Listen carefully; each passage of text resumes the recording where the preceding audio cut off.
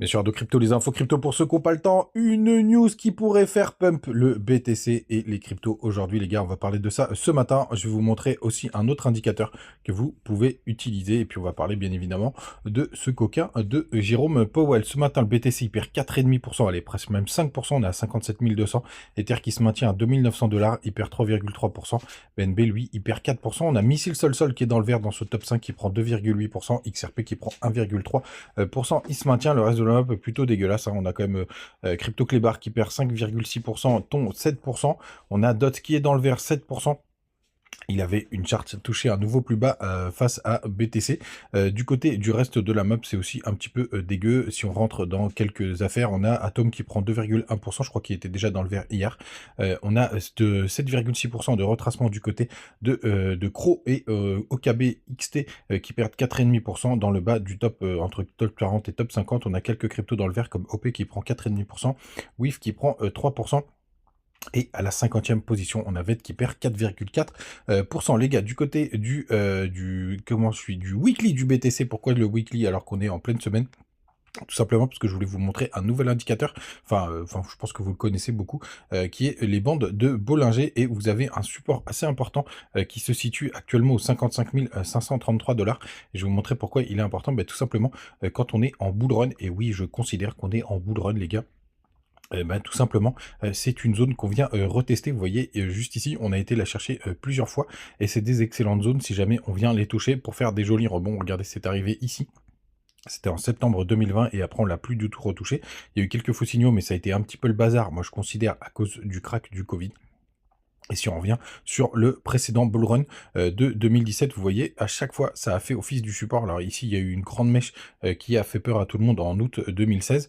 Pour le coup, mais à l'époque, on était très volatile, mais regardez, c'est très très propre, hein. À chaque fois, on suit cette ligne de tendance, et quand on vient la breaker, ben, ça y est, c'est le bear market. On a même un joli pullback, c'est ce qui s'est passé en 2018. Pour le coup, donc je voulais vous partager ça aussi pour vous dire que pour l'instant la tendance haussière n'est pas du tout remise en question. Il faudrait qu'on vienne breaker, en tout cas avec cet indicateur, les 57 000, les 55 500. Alors attention, c'est dynamique, hein, la semaine prochaine il sera un petit peu plus haut.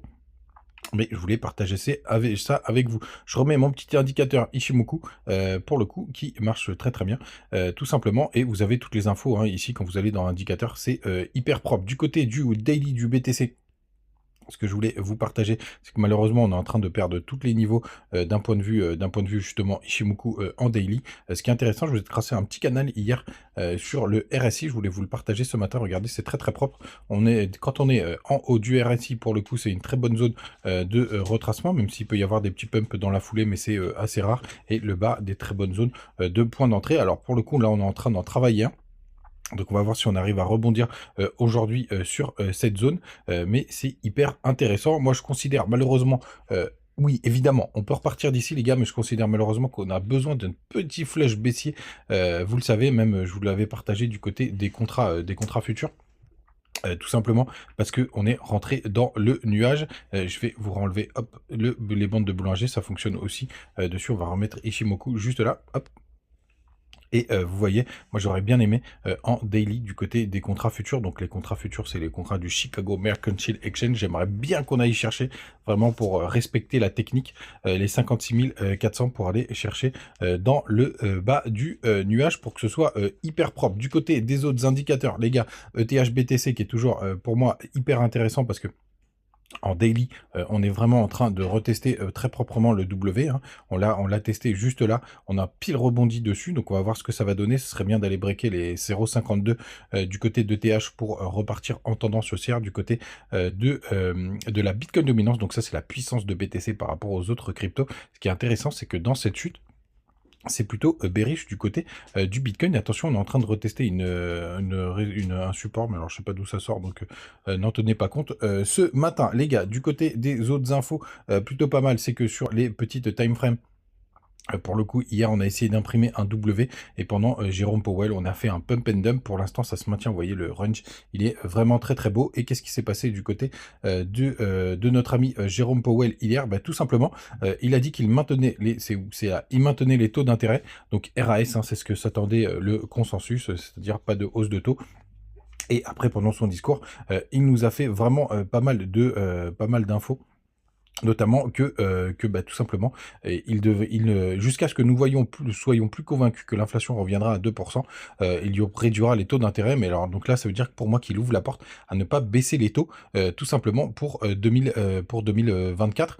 Je serais pas surpris, quoi qu'il arrive, qu'il n'y ait pas de changement de taux pour cette année. Je vais vous montrer vite fait CoinGlass parce que il y a quand même deux trois trucs à aller regarder ce matin. Si ça veut bien fonctionner, c'est bon. Donc on a eu 350 millions de liquidations, hein, pour le coup, c'est assez costaud. Donc ça veut dire des gens qui ont complètement perdu leur oseille. Le crypto Fair and Grid, et ça c'est plutôt une très très bonne, les gars, on est à 43. 43, regardez cette chute, on n'arrive même pas à le voir, on a l'impression que c'est la fin du graphique. 43, les gars, quand on est en bull run, quand on touche les zones entre 35 et 45, c'est des excellentes zones pour pouvoir recharger. Là, on est en plein dedans, donc ça c'est vraiment une très très bonne nouvelle. Moi j'aime bien quand les gens ont peur, alors qu'on est, les gars, je vous rappelle, hein, on est à 60 000 $, allez, un petit peu moins, et on a le crypto Fair and Green qui est à 43. Je sais pas si vous vous rendez compte d'où on vient, donc ça c'est une excellente nouvelle.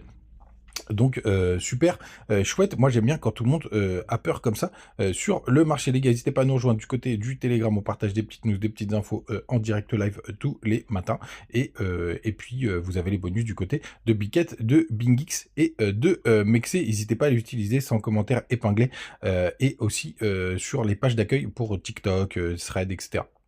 Les gars, donc la grosse news du jour qui pourrait faire pump le BTC, bah, c'est tout simplement Achar qui le partageait hier. On a les résultats de Coinbase aujourd'hui. Alors moi je suis assez confiant sur le fait qu'ils seront très très bons. Le plus important par contre, c'est qu'il faut que ce soit dans le consensus. C'est un peu comme ce qui s'est passé du côté des taux d'intérêt, c'est-à-dire qu'il faut que ça corresponde à ce qu'avait prévu le marché. Le chiffre d'affaires estimé, c'est 1,3 milliard de dollars.